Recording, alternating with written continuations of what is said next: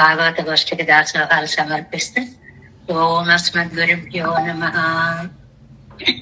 దయాపాత్రం దేవచ్చాది గుణార్ణవం యతీంద్ర ప్రవణం వందే రమ్యజామాతరం మునిం లక్ష్మీనాథ సమారంభాన్ నాదయామన మధ్యమ అస్మదాచార్య పర్యంతాం వందే గురు పరంపరాం యో నిత్యమచ్యుత పదాంబుజయుగ్మరుక్మ వ్యామోహత తదితరాణి తృణాయ మేనే అస్మద్గురోర్భగవతోస్య దయైక సింధోః రామానుజస్య చరణౌ శరణం ప్రపద్యే.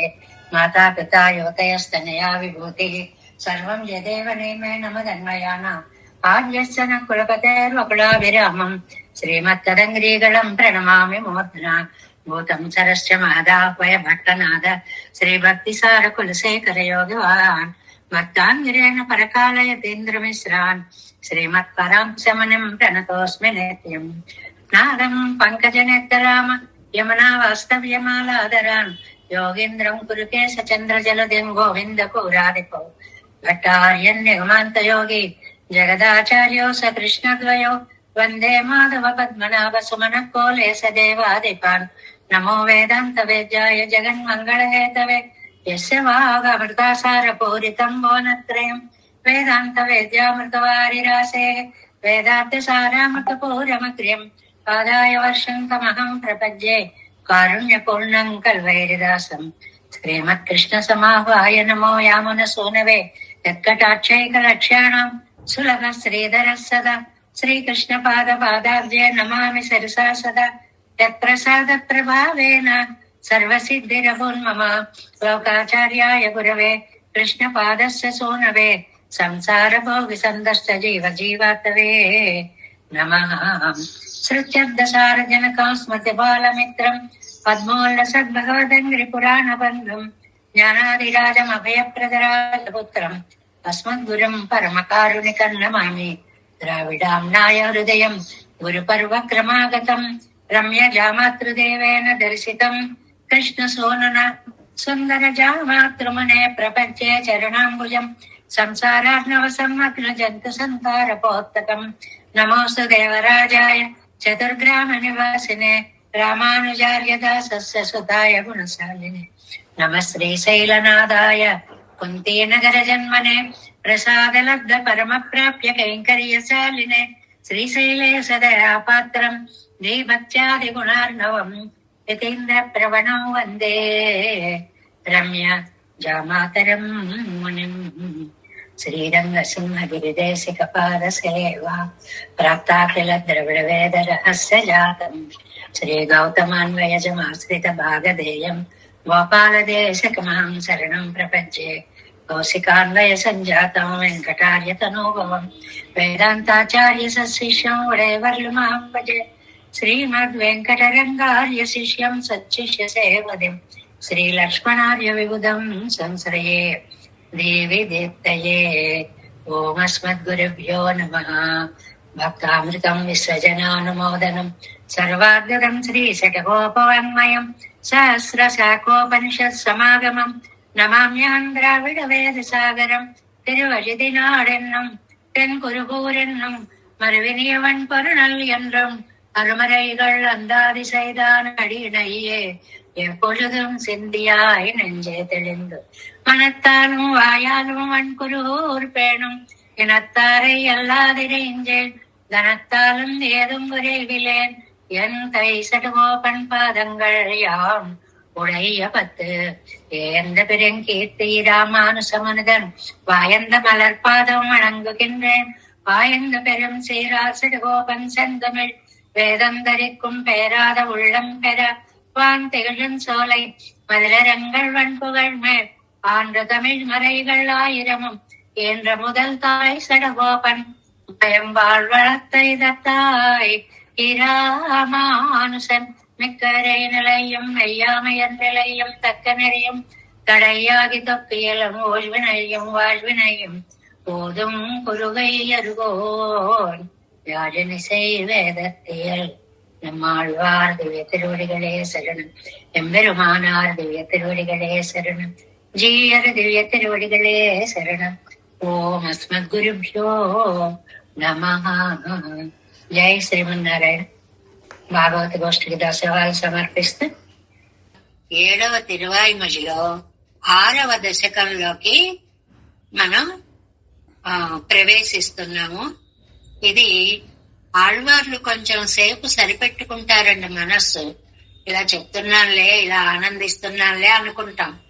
కానీ ఒక్కొక్కసారి అండి దుఃఖం అలా పొంగి పొంగి వచ్చేస్తుంది.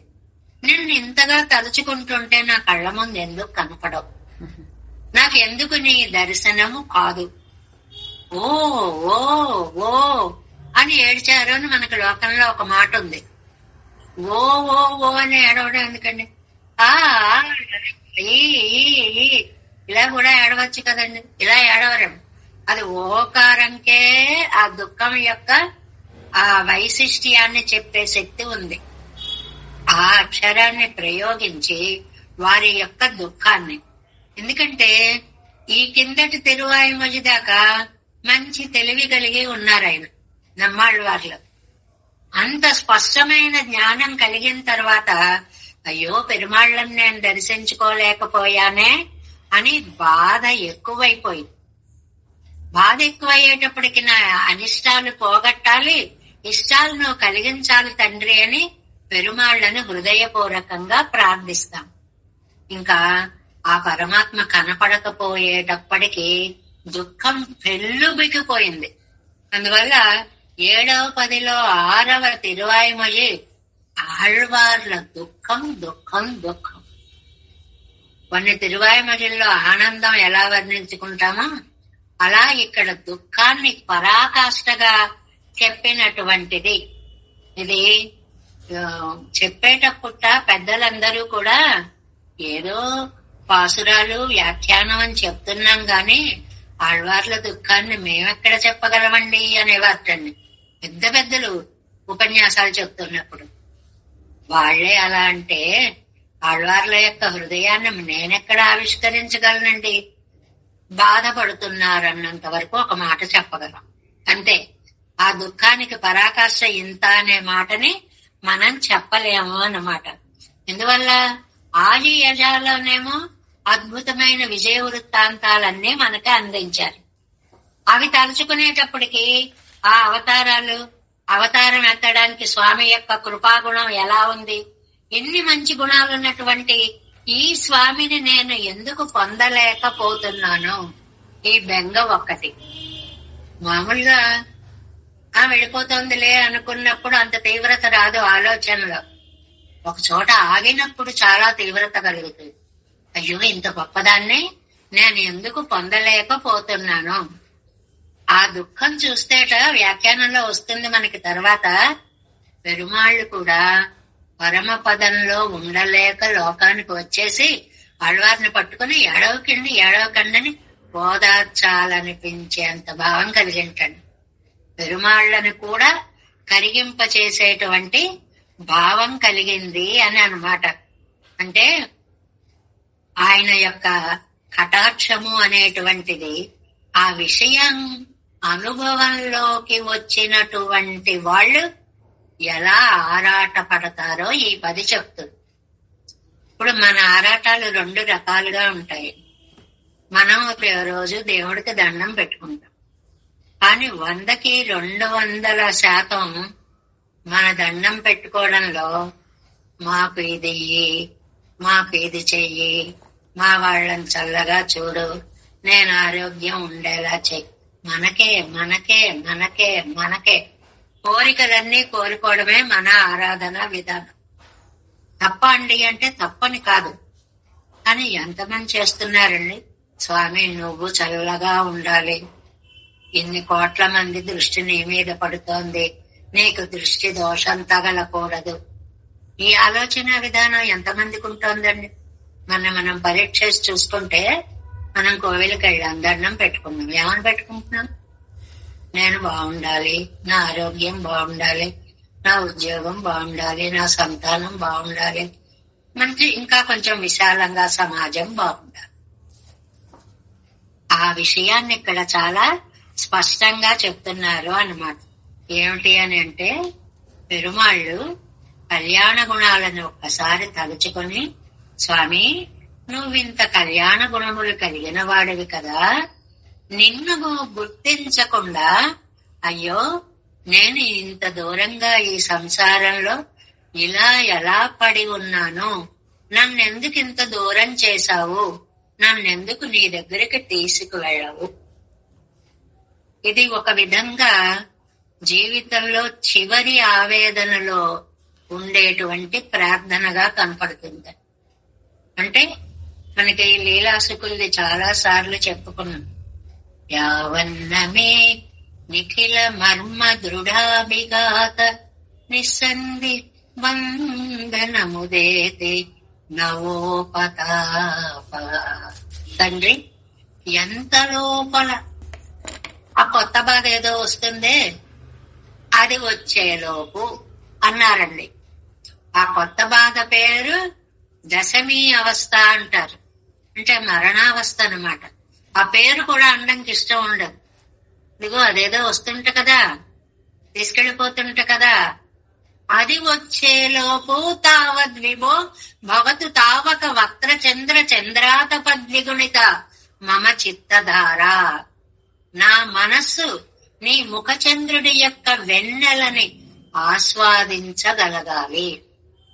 అంటే నేనున్నంత కాలం నీ గుణానుభవాన్ని నేను చేసుకోగలగాలి.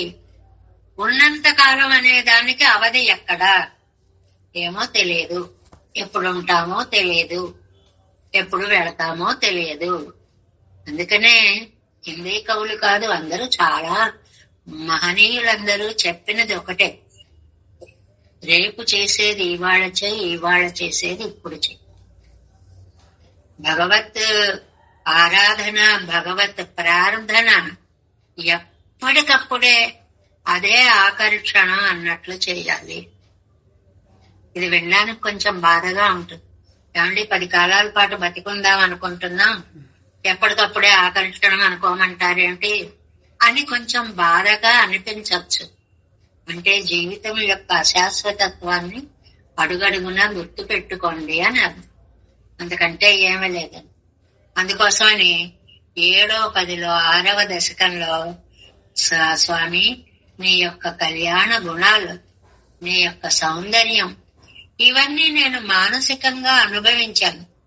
కానీ ఒక్కసారి నువ్వు కనపడి నేను డైరెక్ట్ గా ప్రత్యక్షంగా వీటిని అనుభవిస్తే ఎంత బాగుంటుందో. అయ్యో నాకు అలాంటి అదృష్టం లేదే, నిన్ను ప్రత్యక్షంగా చూడలేకపోతున్నానే అనేటువంటి ఒక బెంగ ఈ దశకంలో కనిపిస్తుంది.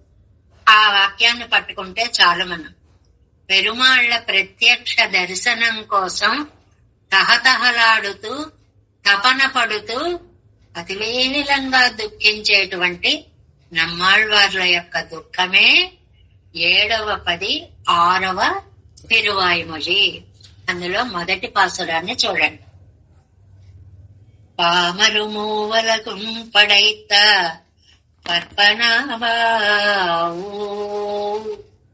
పామరు మూవులగుం మళంద பற்பபதா ஓ தாமரை கண்ணா ஓ தனியேன் தனியாளா ஓ தாமரை கையா ஓ உன்னை என் கொல் சேர்வதுவே. ఇలా రాశారండి నమ్మాళ్వార్లు. అయ్యో అయ్యో కనపడవా, అయ్యో ఎప్పటికి చూస్తానో, అయ్యో ఇన్ని కష్టాలా, అయ్యో. ఈ అయ్యో అయ్యో మనం ఎలా అనుకుంటామో అలా పాసురంలో ఓంక ఓ ఓ ఓ అనేటువంటి దాన్ని పెట్టారు. ఈ ఓకి విశిష్టార్థం ఏమని చెప్పుకున్నాం? ఒక చోట దూర్జటి అంటాడు అని ఎప్పుడో ఒకసారి చెప్పుకున్నాం. ఓ అనురోధనంబు ఓంకారమనువుగా కనుగవ నీరు మజ్జనము కాగా. ఓ ఓ అంటే స్వామికి ఓంకారం వింటున్నట్లుగా ఉంటుంది.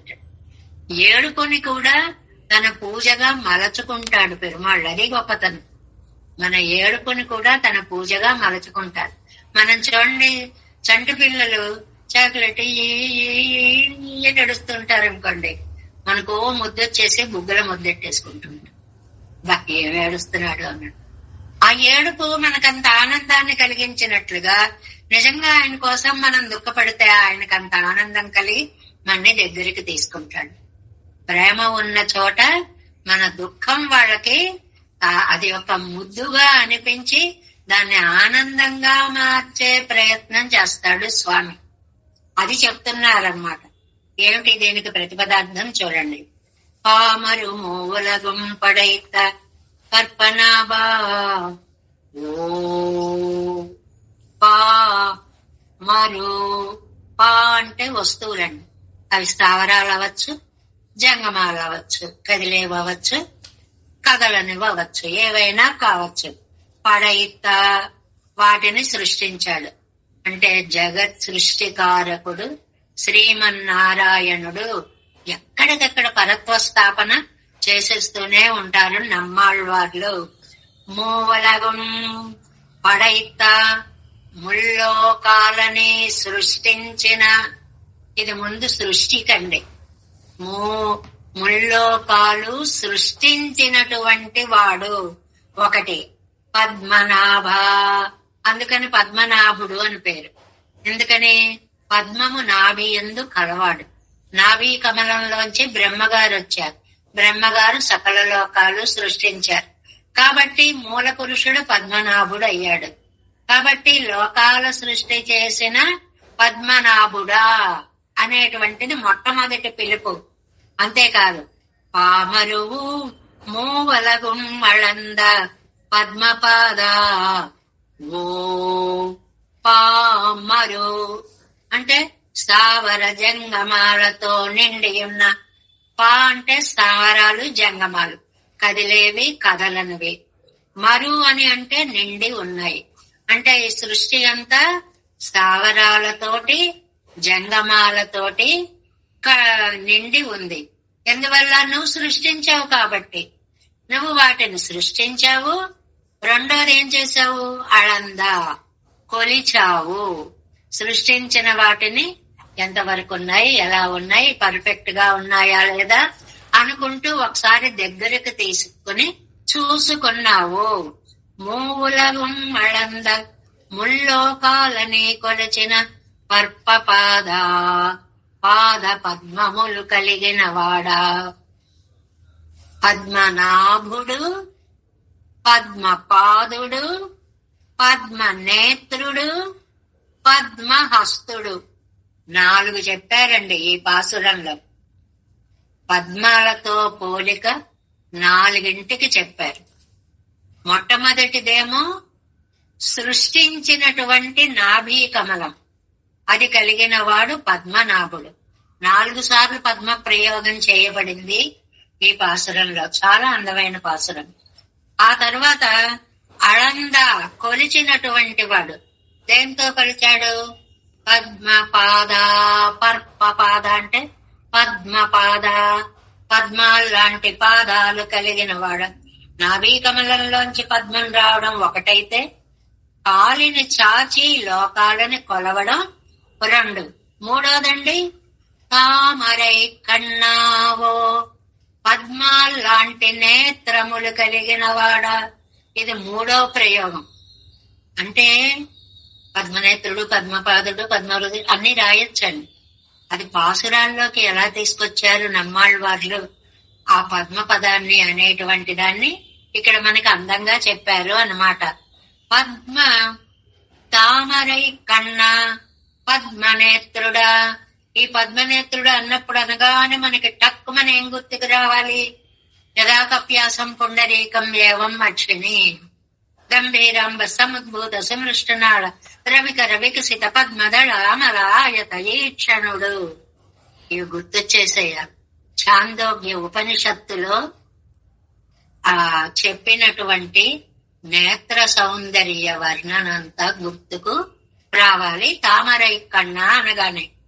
4వది తామరై కయ్యా పద్మాల్ లాంటి హస్తములు కలిగిన వాడా.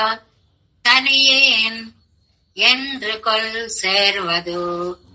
ఈ ఒంటరిగా ఉన్న నేను అంటే, ఒంటరి అంటే బద్ధుడిగా ఉన్నటువంటి నేను, ఉన్నయ్యన్ను కొల్ సేర్వదు. ఎప్పుడు నిన్ను నేను పొందగలను. నేను నిన్ను పొందాలి అనుకున్నప్పుడు నీ దివ్యమంగళ విగ్రహం నా కళ్ళ ముందు కనపడింది. ఎలాంటి విగ్రహం కనపడింది? పద్మనాభుడిగా కనపడ్డావు, పద్మపాదుడిగా కనపడ్డావు, పద్మ నేత్రుడుగా కనపడ్డావు, పద్మహస్తుడిగా కనపడ్డావు.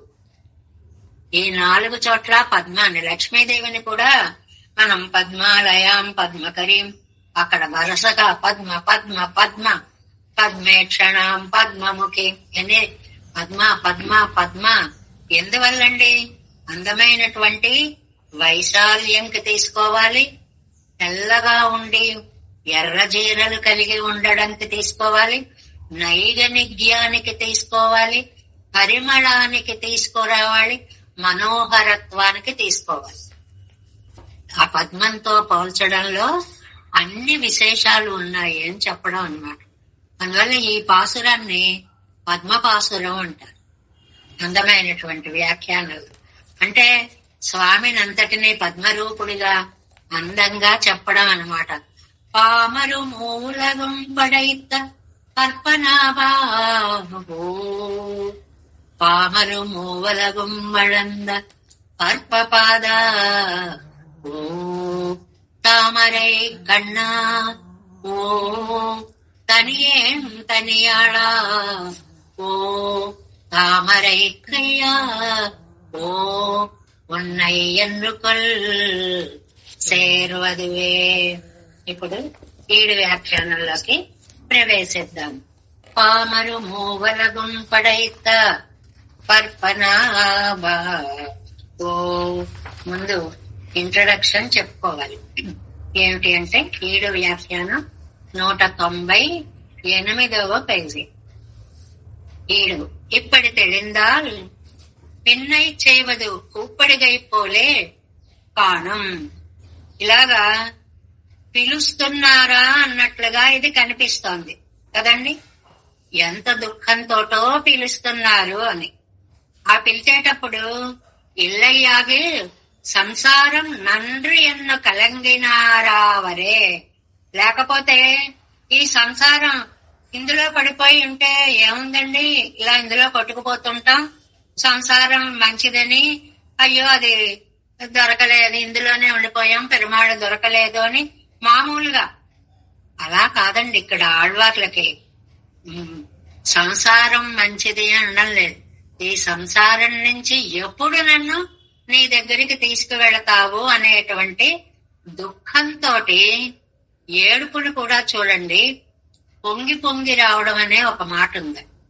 మామూలుగా తలుచుకుంటే దుఃఖం వస్తుంది, ముందు మనసులో బాధ వస్తుంది, తర్వాత కళ్ళల్లో నీళ్లు వస్తుంటాయి, ఆ తర్వాత ఎలాగో మర్చిపోతాం. మళ్ళీ కాలం ఇచ్చిన వరం మరపు. ఎంత దుఃఖ విషయాన్నైనా సరే మర్చిపోగలుగుతాం. కానీ ఒక్కొక్కప్పుడు ఆ దుఃఖం పొంగి పొంగి పొంగి వస్తుంది. నమ్మాళ్వార్లకి ఈ పాసురంలో దుఃఖం అలా పొంగి పొంగి పొంగి వచ్చిన పాసురంటాడు. అందువల్ల ఓ అనేది అన్ని సార్లు ఉపయోగించారు అంటున్నారు వ్యాఖ్యానంలో. ఓ ఓ నన్ను ఎప్పుడు తీసుకెళ్తావు, ఓ పరమాత్మ నన్ను ఎంతకాలం ఇంకా ఎక్కడ ఉంచుతావు, ఓ పరమాత్మ. ఇలా ఒక్కొక్క మాటకి ఒక్కొక్క అయ్యో అయ్యో అయ్యో అంటూ ఆ బాధని ప్రకటించడమే ఈ పాసురంలో ఓ అనే ప్రయోగం యొక్క పరమార్థము అని. అందుకేట இதிலோடுகிற வார்த்தைக்கு நம்மால் அம்மங்கியங்காள் இத்திருவாய்மொழி பாட அனுபவித்து போரும் இதுக்கும் ஏற்பட இதில் ஓடுகிற வார்த்தைக்கு நம்மால் பாசுரமிட்டு சொல்ல போகாது ఎన్ను పణికం ఎన్ అరుళి చేయవారు. ఆయన అనేవారట. ఇది చాలా చాలా సహజమైన వ్యాఖ్యానం. ఎందువల్లంటే ఆళ్వార్లు ఓ ఓ ఓ అని ఏడుస్తున్నారు అనగలమే గాని ఎంత దుఃఖంతో ఏడుస్తున్నారో మనం చెప్పలేం కదా అనేవారట. అమ్మంగి అమ్మాళ్ళు అనేటువంటి మహానుభావులు కాలక్షేపం చెప్తున్నప్పుడు, మనం పెద్దలు కాలక్షేపం చెప్తున్నప్పుడు అక్కడున్న వ్యాఖ్యానాలతో పాటు వారి యొక్క అభిప్రాయాలను కూడా ఇది చెప్పినప్పుడు ఇలా అన్నారండి, ఇలా అన్నారండి, ఇలా అన్నారండి అని వీళ్ళ అభిప్రాయాలు కూడా తీసుకుంటాం కదా. అలాగా అమ్మంగి అమ్మాళ్ళు అనేటువంటి మహానుభావులు ఈ 10ని చెప్పేటప్పుడు ఆళ్వార్లకి దుఃఖం కలిగింది అని చెప్పగలమే గాని ఆ దుఃఖం ఎంత కలిగింది అని మాటల్లో మేం చెప్పలేం అని ఒక మాట అనేవారటండి అమ్మంగి అమ్మాళ్ళు అనేటువంటి వారు. ఇది కీజే ஆழி எழா செங்கிலே சர்வேஸ்வரன் காட்டிக் கொடுத்த விஜயங்களை அனுபவிக்கைக்கு உறுப்பாக அவனுடைய అవదానంగళై అనుసంధిస్తారు. ఇంతకు ముందు తిరువాయిమొజ ఆజియజ అనేటువంటి దాంట్లో ఆ విజయ వృత్తాంతాలన్నీ ఆయన మనకి చక్కగా దర్శింప చేశాడు కదండి. సర్వావతార సంపుటండి ఆజియజ. అందువల్లే దాన్ని పారాయణ చేసుకోవాలి అని అనుకున్నాం కదా. అందువల్ల అవతార వైభవాలన్నీ చెప్పాడు. వాటన్నిటినీ ఏది గుర్తుకు రాకపోతే దుఃఖం ఒకలా ఉంటుందండి. ఒక్కొక్క ఇన్సిడెంట్ గుర్తొస్తూ ఉంటే ఆ దుఃఖం రెట్టింపు అవుతూ ఉంటుంది. ఇప్పుడు ఒక వ్యక్తిని కోల్పోయినప్పుడు అయ్యో లేరే అని దుఃఖం వేరు ఉంటే, అప్పుడు ఇలా చేశారండి, ఇప్పుడు ఇలా చేశారండి అని తలుచుకుని ఏడవడం వేరు. అదే నమ్మాళ్ళవార్లు పెరుమాళ్ళు కనిపించలేదని ఏడవడం ఒకెత్తు. ఆజియజాలో ఎన్ని అవతారాలు చూపించారండి, అబ్బబ్బబ్బ. ఆ రామావతారం, ఆ కృష్ణ అవతారం, ఆ వామన అవతారం, ఇలా అవతారాలను తలుచుకుంటూ భగవంతుడు ఎత్తినటువంటి అవతారాలన్నీ కూడా அந்த ప్రసంగத்தாலே அவனுடைய அவதாரங்களையும் ఆయన యొక్క అవతారాలని அதுக்கு అడియాన కృపాది గుణంగళయ్యం అనుసంధిత్తు. ఆ అవతారాలు ఎందుకు ఎత్తాడండి? ఎన్నో దయా మొదలైనటువంటి కళ్యాణ గుణాలు ఉండడం వల్ల అవతారాలు ఎత్తాడు కదా. ఈ గుణంగళం నడయ్యాడానిక్క ఇదిలే ప్రాప్తియుండాయిరుక్క தாங்கள் சேதனராயிருக்க సంసారిగళத்தை ఇழுப்பదే ఎన్ను విస్మితరానార్. ఇది నమ్మాళ్వార్ల దుఃఖానికి హేతువు. ఏంటంటే ఏమండి ఎన్ని కళ్యాణ గుణాలు ఆయనలో ఉన్నాయి, పిలిస్తే పలుకుతాడండి. ఎంత కర్మ, పిలవాలనే తోచట్లేదు ఒకటి. రెండోది భగవంతుణ్ణి పొందడానికి మనకు అర్హత ఉంది, ఆయన సంతానం, మన తండ్రి ఆయన. ఆ బంధుత్వాన్నే గుర్తు చేసుకోలేకపోతున్నారు జీవులు. ఇదొక దురదృష్టం. నవవిధ సంబంధాలు తెలుసుకోలేకపోతున్నారు, ఇదొక దురదృష్టం. లేకపోవడానికి మీలో అసమర్థత కారణం లేదు, చైతన్యం ఉంది. అపేక్షయుడయ్యా తాంగల్ చేతనరాయిరిక్క. ఈ వీళ్ళు చేతనలు, ఏ గడ్డో ఏదో అయితే ప్రార్థించాలని తెలియదు అనుకోవచ్చు. ప్రాణమున్న చేతనలు పిలవాలని తెలిస్తే పిలిచేవారు, అది గుర్తుకు రావట్లేదే. నిజంగా ఒక్కొక్కసారి ఇలాగే జరుగుతుందండి. ఏవి ముఖ్యమైనవో గుర్తుకు రావు, వాటిని తలుచుకోవాలని కూడా గుర్తుకు రావు. అయిపోయిన తర్వాత ఎంత దురదృష్టమో, ఆ సమయంలో అది నాకు గుర్తుకు రాలేదు అని గుర్తొస్తుంది. అంతే తప్ప విషయం మాత్రం గుర్తుకు రాదు. అవి 4 పాయింట్స్ గా చెప్పారు. ఒకటి చూడండి, ఈ గుణంగళం నడయ్యాడానిక, ఇన్ని కళ్యాణ గుణాలు స్వామిలో ఉండగా ఇదిలే ప్రాప్తియుండా ఎరిక, ఇవన్నీ పొందడానికి జీవుడికి అర్హత ఉండి కూడా తాంగల్ చేతనరా ఎరుక్క, పోనీ తాము అచేతనాలు కాదు, ప్రార్థించే శక్తి కలిగిన మానవులుగా పుట్టి సంసారిగళ ఎత్తై ఇజిప్పదే ఎన్ను. ఈ సంసారులు ఇలాంటి భగవత్ అనుభవాన్ని పోగొట్టుకుంటున్నారే అని. దీనికి మీకు ముకుందమాల శ్లోకం గుర్తుకొస్తుంది. నారాయణేతి శబ్దోస్తి వాగస్తి వసవర్తిని తదాపి నరకే కోరే పతంతి. ఎంతలా మాట్లాడినట్టు ఉంటుంది ఆ శ్లోకం. నారాయణ, ఒత్తులు లేవు, ఏమీ లేవు, తేలిక. వాగస్తి, నాలుగుంది, నారాయణ నారాయణ అనొచ్చు కదా. ఈ మంత్రాన్ని అనకుండా అంత మంచి మంత్రాన్ని మరచిపోయి ఈ నరకలోకంలో ఎందుకు పడుతున్నారు అని చెప్పి ఈయన విస్మితరానార్, చాలా ఆశ్చర్యపోతున్నారు. అయ్యో దీన్ని నేను ఉపయోగించుకోలేకపోతున్నానే అని బెంగ పడుతున్నారు ఆళ్వార్లు అనేటువంటి దుఃఖాన్ని ఇక్కడ మనకి చెప్తున్నారు. అది ఒకసారి పాసురాన్ని అనుసంధానం చేసేసుకుని ముగించేసుకున్నాం.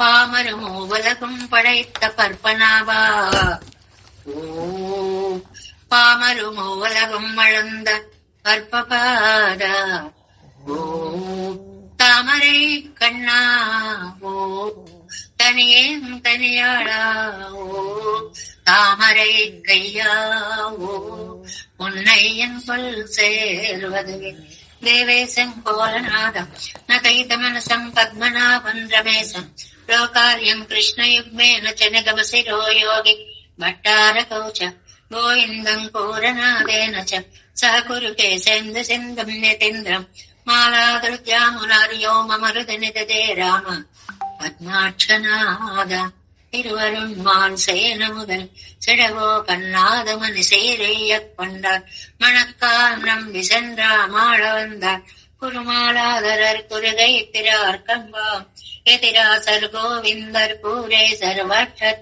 வேதாந்தமனீரு கண்ணற் கம்புடைய நம்பிள்ளை இவர் ஈழளித்தற்கே எந்த மாதவர் பற்பனாவர் இவரருளாளர் திருவடி ஒன்றிய தேவ பெருமாள் கை கொண்டருளும் திருமலை ஆழ்வார் பதங்கள் முன் என்னுள் சேர்ந்தனவே. நமோஸ்து தேவராஜாய பிதுர்கிராம நிவாசினே ராமானுஜாரியதாசஸ்ய சுதாய குணசாலினே நம ஸ்ரீ சைலநாதாய குந்தி நகர ஜன்மனே பிரசாதலப்த பரம பிராப்ய கைங்கரியசாலினே ஸ்ரீசைலே சதயா பாத்திர தீபக்தியாதி குணார்ணவம் நதீந்திர பிரவணம் வந்தே ரம்யஜாமாதரம் மனம் வாரி திருவார் மழைப்பிள்ளை மாதக வாழ்வாயும் மனவாழம் மாமுனிவன் வாழியவன் மாறம் திருவாய் மொழிப்பருளை மாநிலத்தோர் தேரும் வழி உரைக்கும் சீர் ஸ்ரீரங்க சிம்மகிரி தேசிக பாத சேவா பிராப்தாகில திரவிட வேத ரகசிய ஜாத்தம்